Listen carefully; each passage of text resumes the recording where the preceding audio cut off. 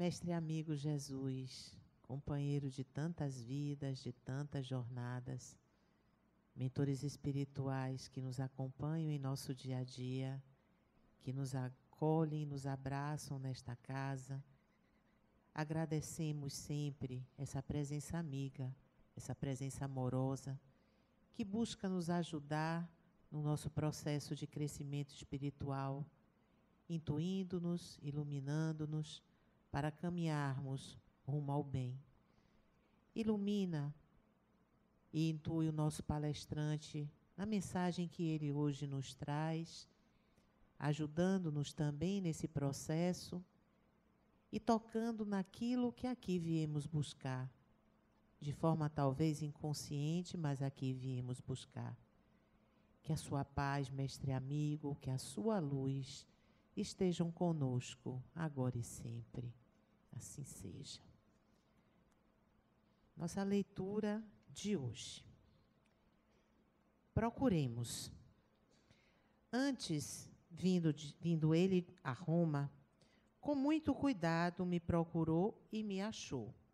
Paulo, 2 Timóteo, capítulo 1, versículo 17. Todas as sentenças evangélicas permanecem assinaladas de beleza e sabedoria ocultas. Indispensável meditar, estabelecer comparações no silêncio e examinar experiências diárias para descobri-las. Aquele gesto de Onesíforo, buscando o apóstolo dos gentios, com muito cuidado, na vida cosmopolita de Roma, representa ensinamento sobremaneira expressivo. A anotação de Paulo designa ocorrência comum, entretanto, o aprendiz aplicado ultrapassa a letra para recolher a lição. Quantos amigos de Jesus e de seus seguidores diretos lhes aguardam a visita, ansiosos e impacientes? Quantos se fixam, imóveis, nas atitudes inferiores, reclamando providências que não fizeram por merecer? Há crentes presunçosos que procuram impor-se aos desígnios divinos, formulando exigências ao céu em espinhosas bases de ingratidão e atrevimento. Outros se lamentam amargurados, quais voluntariosas criancinhas, porque o mestre não lhes satisfez os desejos absurdos e inconvenientes. Raros os aprendizes que refletem nos serviços imensos do Cristo. Estaria Jesus, vagueante e desocupado, na vida superior? Respirariam seus colaboradores diretos, cristalizados na ociosidade beatífica? Imprescindível é meditar na magnitude do trabalho e da responsabilidade dos obreiros divinos. Lembremos-nos de que, se Paulo era um prisioneiro aos olhos do mundo, era já em si mesmo uma luz viva e brilhante na condição de apóstolo que o próprio Jesus glorificara. Não era, ante a visão do Espírito, um encarcerado, e sim um triunfador. Apesar disso, Onesíforo, a fim de vê-lo, foi constrangido a procurá-lo com muito cuidado. Semelhante impositivo ainda é o mesmo nos dias que passam. Para encontrarmos Jesus e aqueles que o servem, faz-se mister procurá-los zelosamente. Emmanuel. Meus irmãos, muita paz. Em cada um de nós mora distintos personagens, de tal maneira que muitas vezes nos confundimos, agindo de uma maneira num dia, de outra maneira em outro dia, temendo que não consigamos tornar-nos uma individualidade. Precisamos então de um nome, de referenciais, para que a gente se afirme uma única pessoa. Na realidade, nós brigamos com a condição natural de sermos várias pessoas dentro de nós mesmos. Para ilustrar o que eu estou dizendo, até os 9 anos de idade, ou pouco antes de fazer 9 anos de idade, eu tinha um nome, eu sabia qual era meu nome. Morava numa cidade do interior, e em casa todo mundo me chamava daquele nome, na escola também todo mundo me chamava daquele nome. Então eu sabia qual era o meu nome. Quando eu vim morar em Salvador aos 9 anos de idade, eu descobri que meu nome não era aquele. Eu tinha outro nome, porque as pessoas fora de casa só me chamavam desse nome. E eu entendi então que eu tinha 2 nomes, um nome dentro de casa e um nome na rua. Até aí tudo bem, até mais ou menos 12 anos de idade, eu me acostumei a ter um nome dentro de casa e um nome da rua.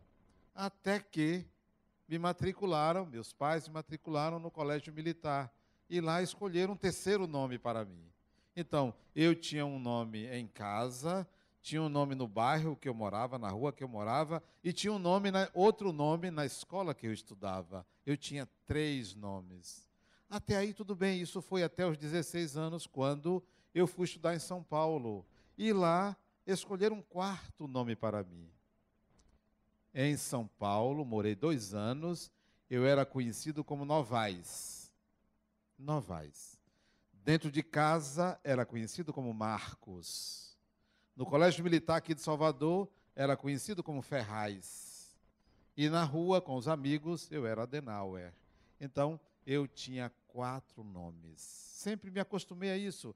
E eram 4 distintas personalidades. Porque para cada grupo, isso vinha de uma fase da minha vida, eu me comportava de tal ou qual maneira. Mas a confusão veio mais tarde. Depois dos 35 anos de idade, me surgiu o 5º nome. Algo inusitado para mim. Tive um sonho com uma fotografia e um espírito disse para mim: esse é você. E era outro nome, o nome da vida passada. Digo, agora só falta eu ter um 6º, um 7º, um 8º nome. E eu vi que eram personalidades diferentes. Marcos é um. Até hoje, em casa, minha esposa me chama de Marcos. E a família dela toda me chama de Marcos. Eu sou Marcos dentro de casa. Aqui, Adenauer. Eu tenho um grupo de amigos do Colégio Militar, que eu sou Ferraz. E aqueles lá de São Paulo, que ainda mantenho contato, amigos de longas datas, eu sou Novaes, os 4 nomes. E para esse espírito, ele me chama com o nome da encarnação anterior. Eu pergunto a você, quem é você? Não quem sou eu. Quem é você? Se você vivesse essa roda viva, ou essa roda gigante de nomes da minha vida, quem você se declararia que é? Adenauer? Marcos? Ferraz? Novaes? Ou o nome da vida passada? Certamente nenhum deles. São apenas personagens dentro de nós.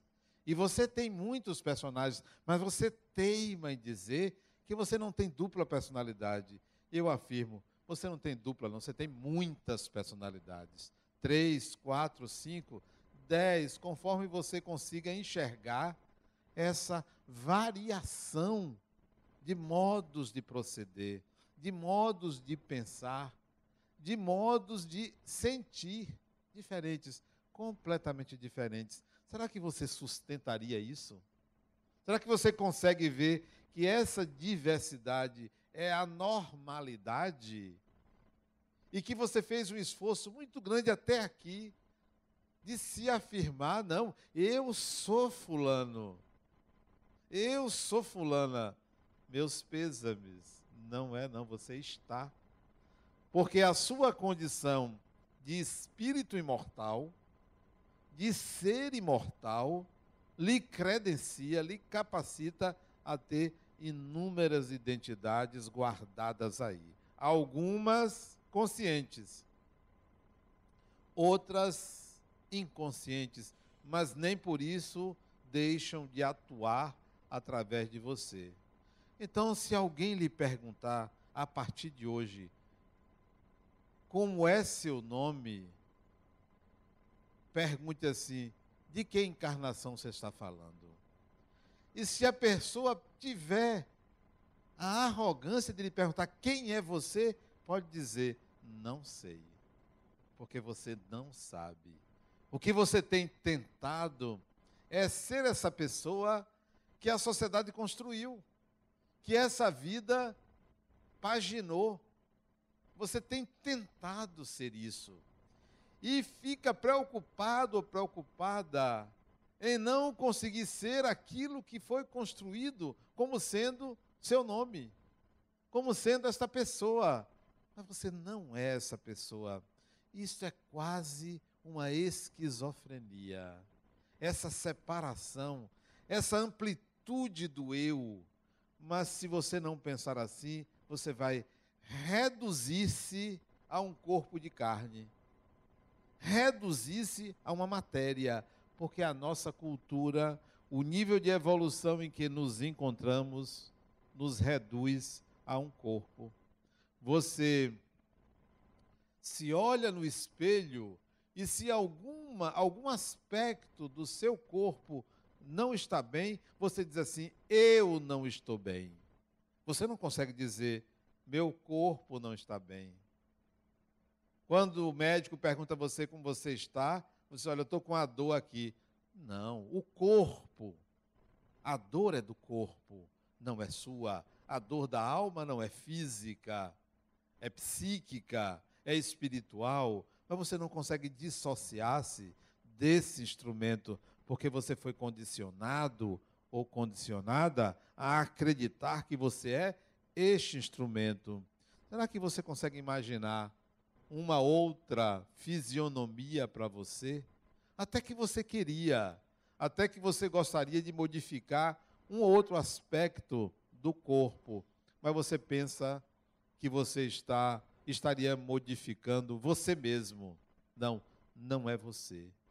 Isso contribuiria para você enxergar que a doença é algo do corpo, porque a doença da alma é de outra natureza, é de outro tipo, tem outros sintomas, não é a doença do corpo.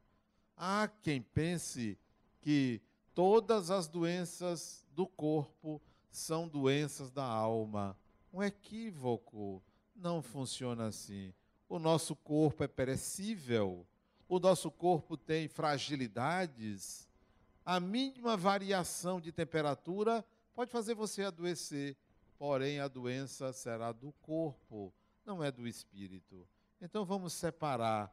Doenças da alma não são as doenças do corpo. A alma tem os seus processos, isto é, você tem os seus processos. Então vem a pergunta, quem sou eu?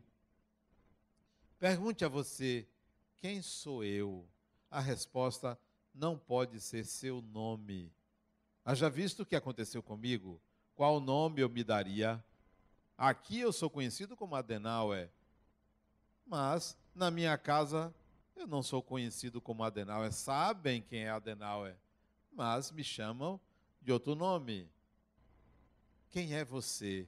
Ou quem sou eu?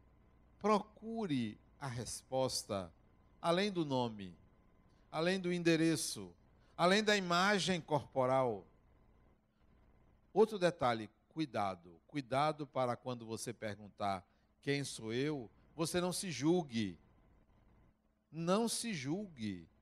Porque é um erro muito grande quando você diz a você mesmo, não, eu sou uma pessoa boa. Isso é um julgamento. Ou então, eu sou uma pessoa má. Isso é um julgamento. Isso não corresponde a quem você é. Quem você é não é o somatório das atitudes boas ou das atitudes más. Isso é um julgamento. Incorre num erro muito grande, porque você vai se reduzir a uma qualidade ou a uma característica. Será que você consegue responder de fato ao quem sou eu, com características únicas, exclusivas, totalmente pessoais, individuais sobre você, singulares? Porque se você disser, não, eu sou brasileiro, grande coisa, são mais de 200 milhões. Então você não está definindo você. Eu sou homem. Isso já caiu até de moda. Porque Tem gente que se arrisca a dizer que é homem, né? É caiu de moda. Então não é o gênero. Quem é você não pode ser algo que seja igual para todo mundo. Ah, eu sou um ser humano. Grande coisa. Grande coisa você dizer que é um ser humano. Então, quem é você que só você, de fato, tem aquela característica?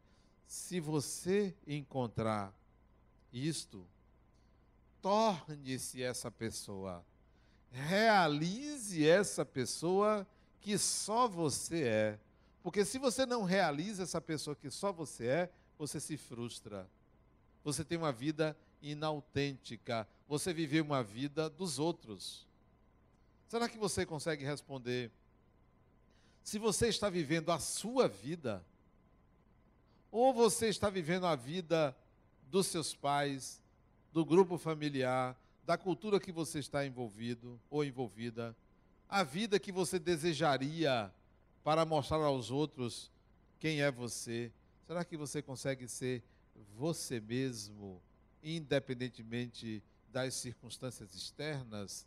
Então, você só vai conseguir responder a isso se você está vivendo a sua vida, sim, se de fato você descobriu qual é a característica pessoal, singular sua. Então, quando você se perguntar ou alguém perguntar quem é você, seja reticente para responder. Peça um tempo. Me dê um tempo para eu responder.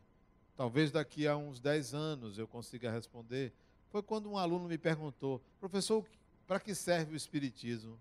Só me dê um tempo para eu responder, porque é uma pergunta muito complexa. Você perguntar a um filósofo uma coisa desse tipo, requer tempo para responder. As respostas não podem ser muito objetivas. É preciso cavar um pouco dentro de si algo que seja profundo sobre você, para você sair também dessa mediocridade que existe nas pessoas quererem se afirmar pela moda. Quer se afirmar por um modelo coletivo de ser, por um padrão global. Ninguém quer sair como estranho. Ninguém quer sair como diferente. Eu me lembro de Gabriel Joaquim dos Santos, que já falei aqui sobre a vida dele. Negro, pobre, nu da cintura para cima, descalço, catando lixo, cheio de cachorro atrás dele. Esse era o modo com que ele se apresentava. E nós iríamos chamá-lo de maluco, de louco, de doente mental. Artista. Fez lá em Cabo Frio a Casa da Flor, um museu hoje, em memória às obras de arte que ele fazia. E era um indivíduo absolutamente pacato, provedor de uma família numerosa, embora não fosse casado, mas ele adotou inúmeras pessoas a quem ele ajudava. Gabriel Joaquim dos Santos, um anônimo, mas ele era ele.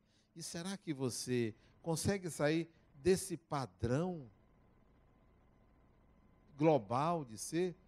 Hoje eu conversava com uma paciente minha pela internet e ela mora na Califórnia.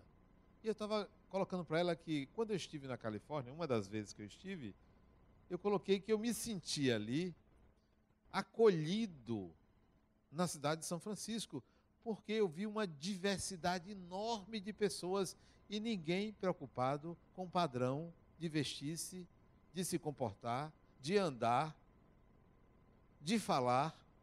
A diversidade era a regra.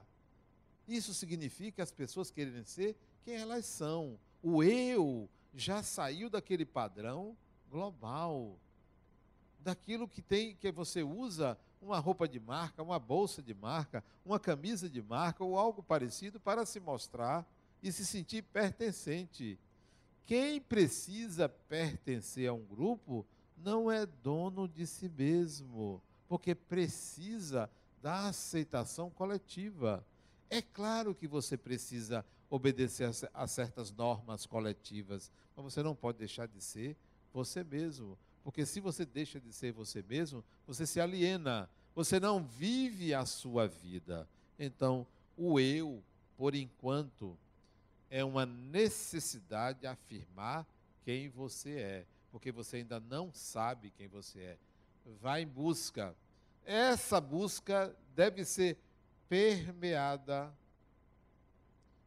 ou fundamentada na consciência de que você é um espírito. E como espírito você já viveu diferentes papéis, diferentes personagens.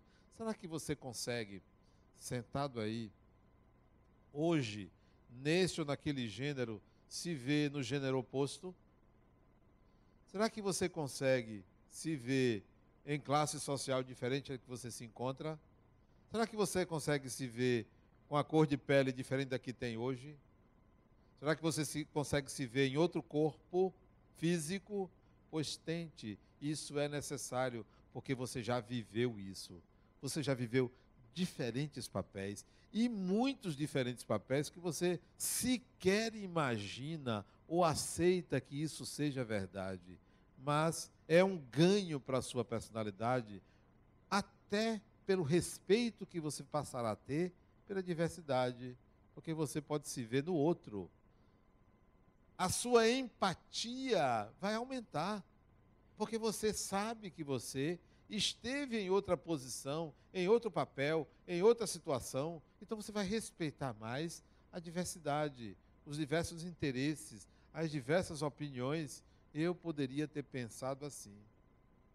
Quando eu me vi na encarnação passada como uma pessoa que professava uma religião evangélica, hoje eu entendo os evangélicos, porque eu era evangélico, porque eu pertencia a uma igreja, eu fazia parte de um grupo que pensava muito semelhante ao que os evangélicos pensam hoje. Então é possível compreender aquelas características ou aquela forma de pensar sobre o evangelho. Quando eu olho para outras religiões e sinto ou faço alguma crítica, sinto que é diferente, eu me lembro que quem está pensando assim é o personagem do passado, porque o do presente aceita, entende, compreende qualquer manifestação religiosa. Mas quando a crítica vem, eu digo, Adenauer, é o outro personagem que está falando em você, porque você também é assim. Então, que tal você começar a se colocar, de fato, no lugar diferente do que você se encontra, sem perder a consciência de que você é um espírito? Eu sou espírito. Será que eu conseguiria pensar como mulher? Será que você, homem que está aí sentado, pensaria como mulher? Se sentiria uma mulher? Respeitaria então o ser mulher? Será que vocês, mulheres, pensariam como homem? Sentiriam como homem? Respeitariam o ser homem? Só falando do gênero. Será que você hoje, que é professor, educador, pensaria como um médico, como um engenheiro, como um pedreiro, como um carpinteiro, para falar em profissão? Ou qualquer outro segmento social, você se colocar no lugar e entender como aquela pessoa pensa? Interessante. Há 2 horas atrás, um amigo meu me ligou. Adenauer, eu tenho uma decisão muito importante para tomar. Eu posso ir na sua casa para a gente conversar? Essa decisão tem que ser hoje. E eu preciso da sua opinião. Você vem aqui. E ele foi lá em casa, né? Foi, esperou meia hora. Eu estava ocupado. E quando eu me desocupei, fui conversar com ele. Ele me contou o problema. O problema só tinha números. O problema todo eram números, contas, percentuais, multiplicação, divisão, soma, só tinha números. E eu tive que trazer de volta o personagem que é capaz de entender números. O engenheiro veio à tona. Disse, olha, meu pensamento sobre isto é este. Não era o psicólogo que estava falando, era o engenheiro. Ele disse, poxa, eu vou sair daqui da sua casa aliviado. Ele disse, isso tem um preço, né? Nós estamos falando de números. Isso tem um preço, só que o preço não é dinheiro. Você vai me devolver essa consulta de outra forma. Como é? Eu vou lhe dizer, espere, eu não tenho pressa, né? Porque ele me ocupar 1 hora da minha tarde sagrada de assistir filmes, né? Para conversar na minha casa, o preço é alto. E vai ser de uma forma que ele vai despender muito mais do que ele gastaria se não tivesse ido à minha casa. Números. Então, será que você consegue se colocar no lugar da pessoa, sair de você, sair daquela condição em que você se encontra nessa encarnação e ir a outra, pensar de outra forma? Será que quando um adolescente vem conversar com você, você pensa como adolescente? Ou pensa como adulto dizendo, não é assim, não é assado? Será que você consegue se colocar no lugar da pessoa, naquela idade, no tempo de hoje, nas circunstâncias que vive a nossa sociedade? Ou você ocupa um lugar de adulto super responsável, que já viveu o que tinha que viver, que não admite que o adolescente viva aquele sentimento, aquela sensação, aquela situação? Será? Que tal se você pensar como adolescente e tentar guiar aquelas emoções e não reprimi-las? Então, nós precisamos evocar personagens dentro de nós. O eu que você diz que é um conjunto de pessoas, de diferentes pessoas, e tente identificá-las, manuseá-las ou manejá-las para propósitos melhores da sua vida, do que manter uma encarnação extremamente rígida pela rigidez do eu. A flexibilidade é regra. Olhe como a natureza é flexível. Hoje eu estava ouvindo o noticiário do Tempo, e a menina disse assim, olha, pode chover no seu bairro, mas no outro bairro não. Eu disse, poxa, como a coisa está mais flexível, até a natureza está flexível. Antigamente, quando chovia em Salvador, chovia na cidade toda. Agora não, chove num pedaço, não chove em outro. Quer dizer, até a natureza está flexível.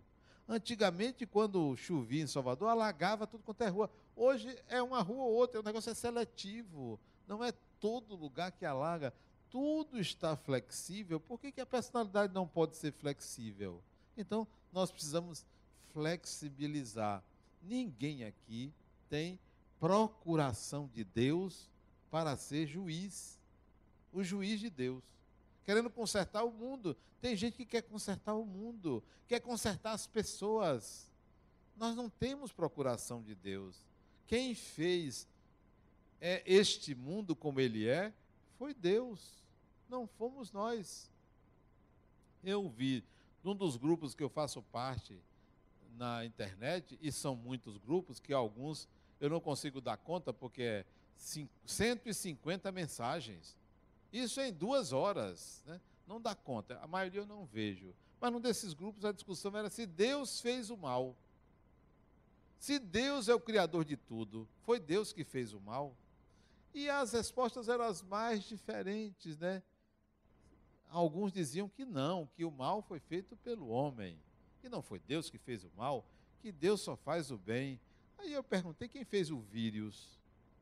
Quem foi que fez o vírus? Não vai me dizer que foi um homem, ou foi o ser humano? Quem foi que fez o pântano? Quem foi que fez o lodo? Quem foi que fez o escuro? Quem fez o monstro que surge na imaginação dos que têm medo do escuro? Quem foi que fez isso tudo? Será que é possível a gente pensar de uma forma diferente sobre Deus? Será que a gente pode flexibilizar Deus e não achar que é um padrão, que é só aquilo que nós aprendemos? Nós temos até que mudar o nosso conceito a respeito de Deus. Se você acredita que Deus é tudo aquilo que lhe disseram no passado, então você é uma pessoa rígida, porque se você evolui, o seu conceito de Deus tem que evoluir, não pode ser o mesmo.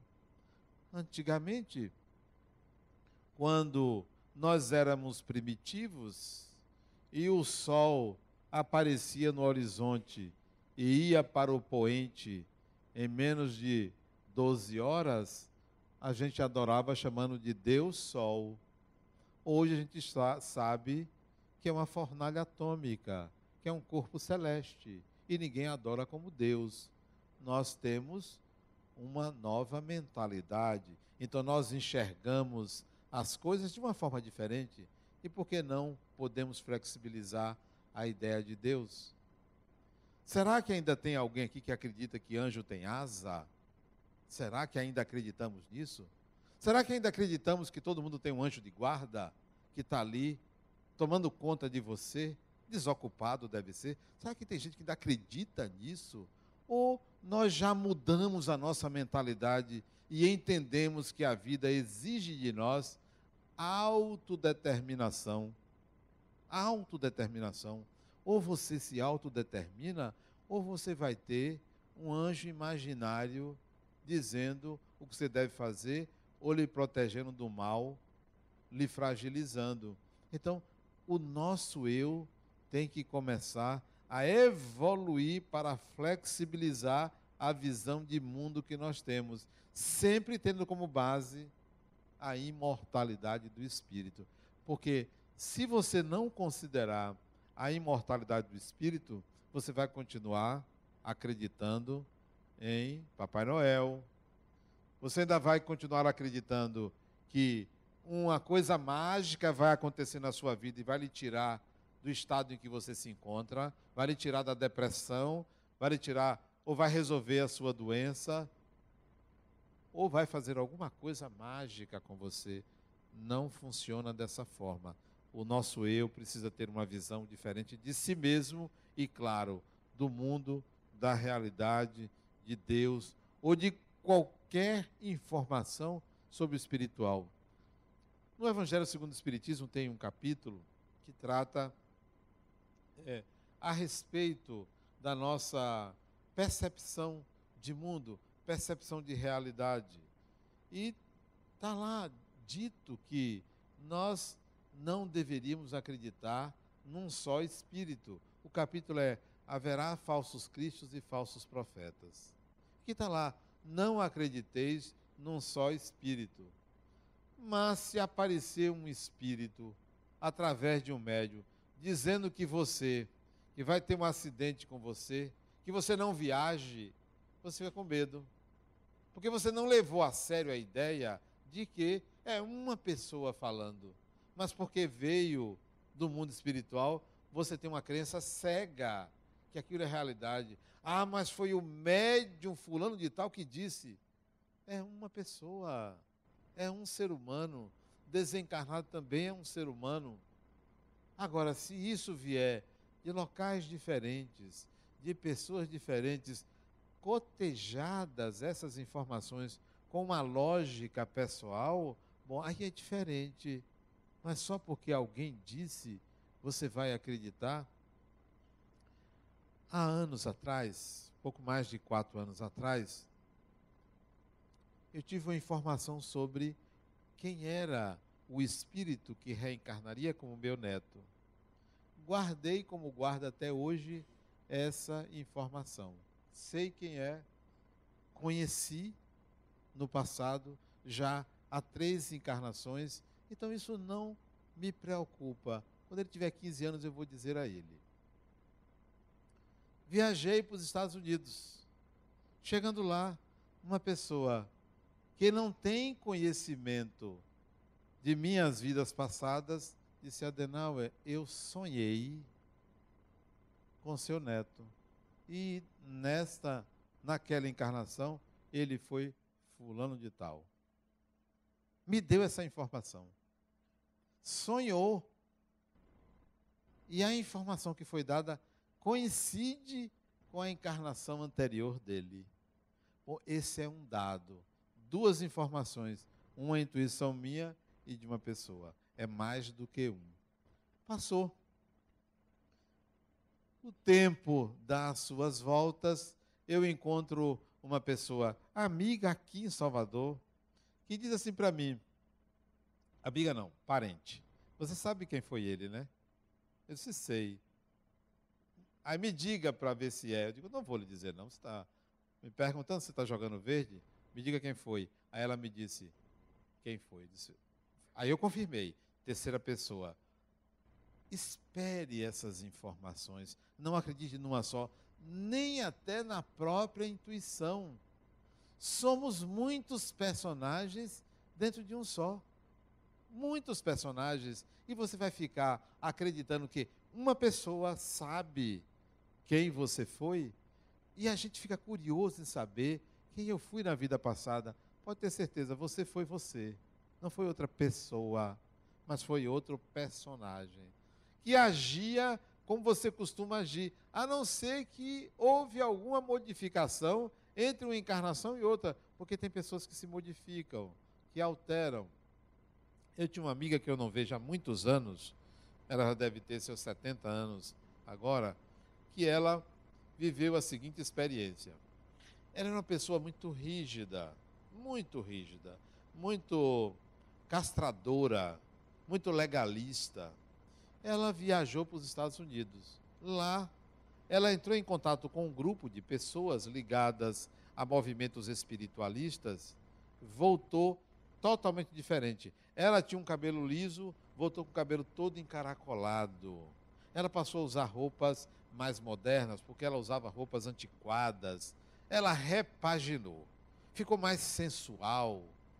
Interessantíssimo, até ela me olhava de uma forma diferente, mas não era meu tipo. Todo mundo dizendo, fulana mudou. Eu desconfiado. Não, isso não. Eu pensando, isso não muda assim. Não. Ela fez uma mudança porque ela estava se sentindo reprimida. Mas aquele general que ela sempre foi, está aí dentro. Vai voltar. Não deu outra. Essa mudança dela durou uns 3 anos, mais ou menos. 2 a 3 anos. Voltou tudo. Voltou pior. Porque ela se sentiu culpada por ter se liberado. Se sentiu culpada. As mudanças não são assim tão simples. Ninguém muda por decreto. Você não muda assim porque você quer mudar. O espírito numa encarnação muda 1 milímetro. 1 milímetro. Ou meio milímetro. Muda muito pouco. Não pense que porque você... eu aderi ao espiritismo. Eu mudei. Que nada, você não sabe de nada. Você está tomando conhecimento de uma coisa. Mudar é se transformar. Se transformar é vivenciar, é experimentar, é integrar habilidades. Não é porque você passou a ser uma pessoa mais educada. Não, eu sou espírita, né? E isso significa que você fez mudanças. Conversão não é transformação. Se converter a uma ideia não faz de você uma nova pessoa, não renovou. É preciso vivenciar o que você chama de mudança interior várias vezes para aquilo passar a ser um hábito, passar a ser automático e não forçado. Então, o eu que você hoje apresenta é muito semelhante ao eu da vida anterior. É muito semelhante ao eu da outra vida. E por aí vai. As mudanças, você precisa ver, enxergar o espírito, umas 10 encarnações, você vê que houve mudanças. 10, talvez pouco, 20 encarnações, você vê que a pessoa está mudando. Não é porque desencarnou que mudou. Não é porque reencarnou, é uma nova pessoa. Vem de novo para viver novas experiências, para com o novo você fazer algumas alterações, algumas modificações. E não pense que as mudanças são na educação. Você passar a ter paciência, passar a perdoar. Isso é um tipo de mudança. São muitas mudanças que você tem que fazer. Porque tem pessoas que são preguiçosas, eram mal educadas, ficaram bem educadas, mas continuam preguiçosas. Então, cadê a mudança? A mudança é porque você aprendeu a se relacionar melhor, mas continua preguiçosa. Tem pessoas que não gostam de abrir um livro, mas são ótimas pessoas para conviver, mas tem preguiça de aprender. Então não mudou. Mudança é em vários campos da vida. Tem pessoas que são agressivas e deixam de ser agressivas, mas continuam egoístas e não mudaram. Melhora num aspecto, mas em outro continua. Tem pessoas que fazem muita caridade, mas são extremamente vaidosas. Não é aquela vaidade estética, não. Uma vaidade da alma, porque se sentem superior aos outros. Então, são caridosas, fazem caridade e até se mostram muito humildes por vaidade. Porque tem gente que faz questão de ser humilde por vaidade, para que alguém diga, olha, como fulano ou fulana é humilde. Por vaidade. É a humildade, é a falsa humildade, né? Então, muda um aspecto, mas não muda outro. Mudança, transformação requer tempo, experiências, aprendizado constante, senso crítico, autocrítica consigo mesmo, né? Espera aí, o que eu ainda não sei? O que eu preciso preencher? Quando não se faz de vítima, né? E tem muita gente que se faz de vítima dos outros, da vida, de Deus, e vive uma vida carente, que alguém a adote, que alguém o adote, que alguém resolva. Andam pedindo uma mágica na vida. Não. É preciso que a gente entenda que o processo de mudança é um processo persistente, obstinado, de busca de autodeterminação, que requer que a gente saia dessa polarização de um eu rígido para um eu flexível, para a compreensão de que habita dentro de você, como habita dentro de mim, vários personagens, e que eu estou tentando identificar o espírito que eu sou, porque Adenauer eu sei quem é. Eu já conheço a figura, eu já sei como age, eu já sei como se comporta, como pensa, como elabora as coisas, como reage. Adenauer é perfeitamente conhecido de mim mesmo. Agora, o espírito que eu sou é que eu estou tentando identificar.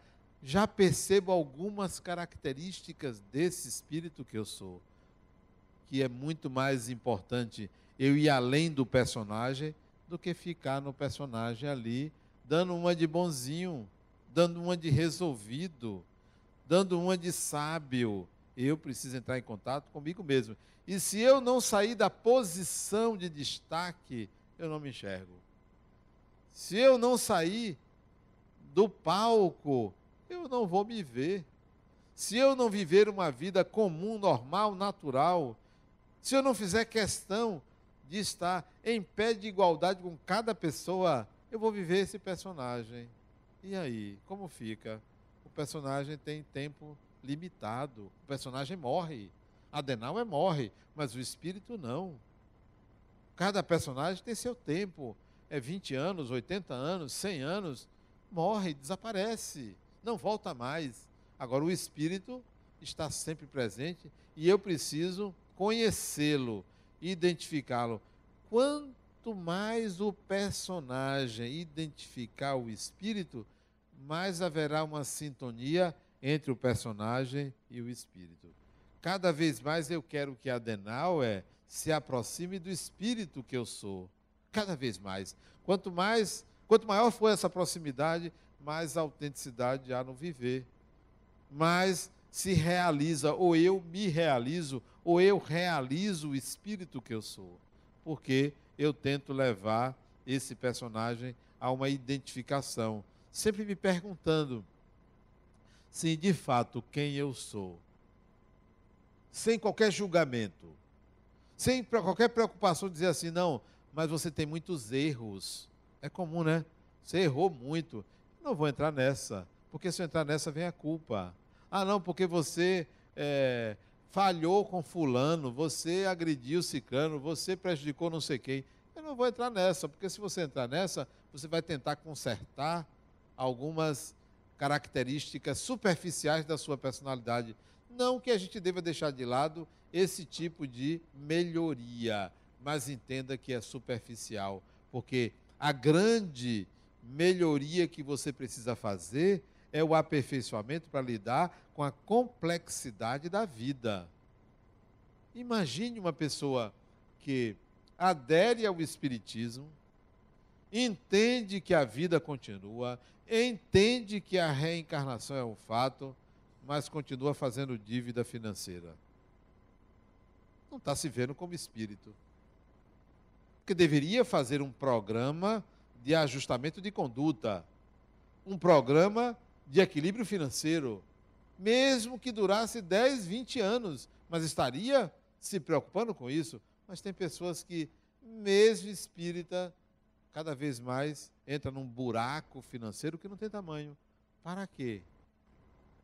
Ah, mas eu não posso deixar meus filhos desamparados. Boa desculpa, os filhos. Mude seu status social. Tem coragem? Não tem. Não consegue sair dos tamancos. Não consegue sair do patamar que se colocou. Mude. Vá morar num lugar condizente com sua capacidade de aquisição de valores.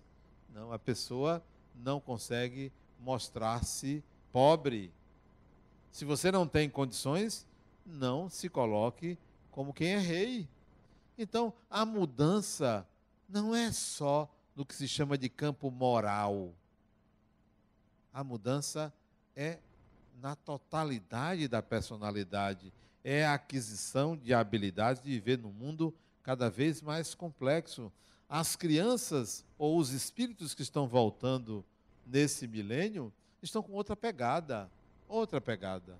E é possível você ver como surpreende os pais, com perguntas as mais diversas, com afirmações inimagináveis há 20 anos atrás. Então, isso significa que a Terra está num processo de mudança, que quem está reencarnando está querendo aproveitar o tempo, não está querendo perder tempo, não está querendo atrasar-se, porque muita gente está atrasada. Então, vamos tentar adquirir novas habilidades para viver no mundo. Vamos investir em quê? Educação própria. Não é educação social, é educação. Eu preciso ler, eu preciso me informar, eu preciso de um contraditório. Imagine se eu, Adenauer, que dirige essa instituição, não tivesse ninguém para dizer, não concordo. Imagine, seria um desastre, porque seria um ditador. Queira sempre estar ou ter relações de alteridade com pessoas que pensem diferente de você e que não estejam sob o seu comando. Porque se você não tiver contraditório, você não cresce. Duas pessoas iguais não crescem. Se alguém dissesse para você, Adenauer, ou para você, eu e meu marido pensamos da mesma forma, eu digo, meus pêsames, tem que pensar diferente. Nós somos iguais em tudo. Nem siameses são iguais em tudo. Nós temos que ter o contraditório. Nós temos que ter alguém dizendo diferente da gente. Mas dizendo diferente não porque quer se opor, mas porque é natural que cada pessoa tenha uma opinião, tenha um olhar, tenha uma visão. É claro que às vezes você concorda, você é condescendente e até cede para a harmonia, mas não pode ser sempre assim. Você tem que ter alguém que pense diferente de você.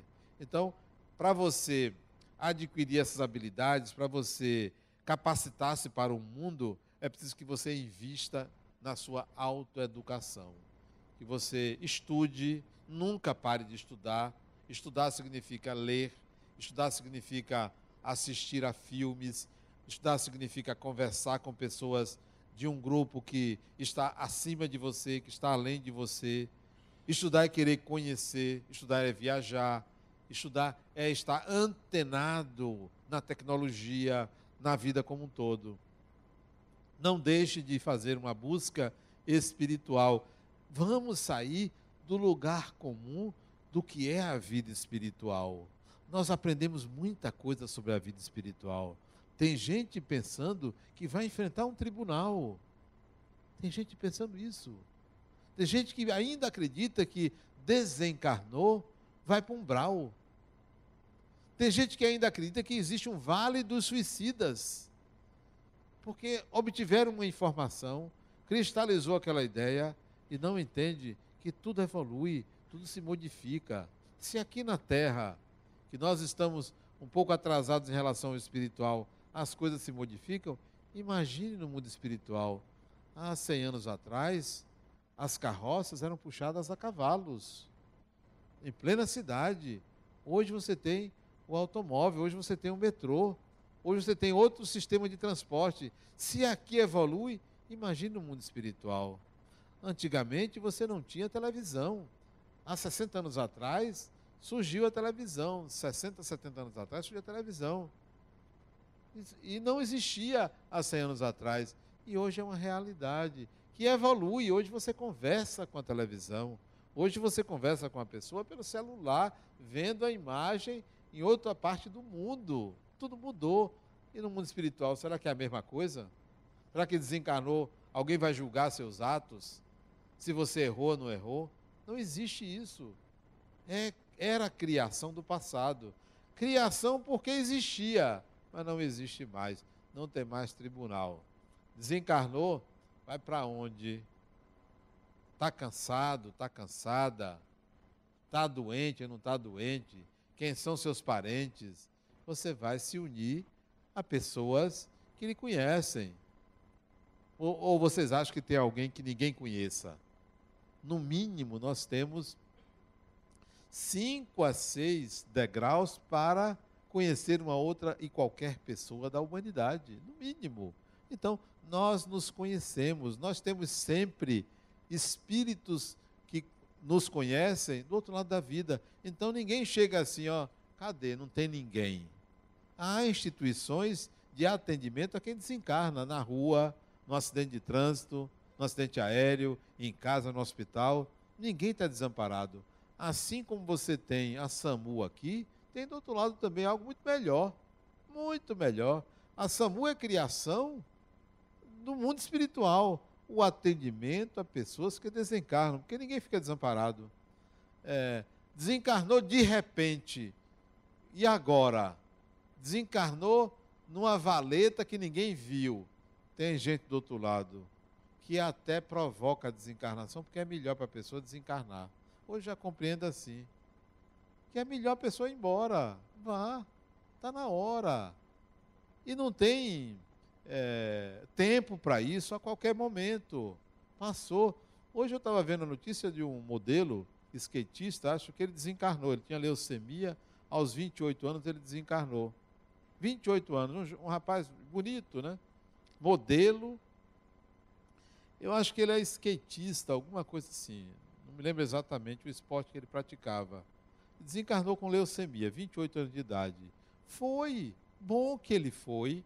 Ah, mas, poxa, um jovem tinha toda uma vida pela frente. O que é a vida? A vida é viver. Vive-se aqui, vive-se do outro lado. Foi bom ter ido porque cessa o problema do corpo.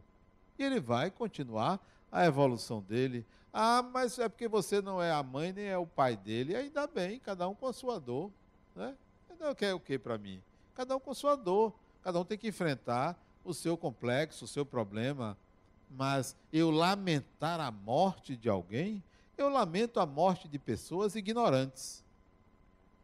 Pessoas ignorantes eu acho que não deveriam desencarnar tão cedo. Permanecer aqui para aprender mais. A única morte que eu lamento é essa. Mas lamentar a morte de qualquer pessoa, a visão tem que ser a visão espiritual da vida. E enquanto a gente não tiver essa visão, nós vamos ficar capengando, atrasando, querendo mudar a forma como cumprimenta uma pessoa. É simples educação isso. Isso não é transformação. Você dá bom dia a uma pessoa, é simples educação. Isso não é transformação. Ah, fulana mudou. Fulano agora dá bom dia. Grande coisa. Grande coisa. Ah, fulano mudou. Ele agora dá uma cesta básica. Grande coisa. Isso é supermercado? É isso que é evolução? Ah, não, mas eu ajudo o centro. Pode continuar ajudando, mas não pense que isto é transformação. Isso é um novo modo de lidar com dinheiro. É um novo modo de lidar com dinheiro. Mas não é transformação. Transformação é aquisição de habilidades, de capacidades. É você construir um novo personagem cada vez mais apto a lidar com a complexidade da vida. Muita paz.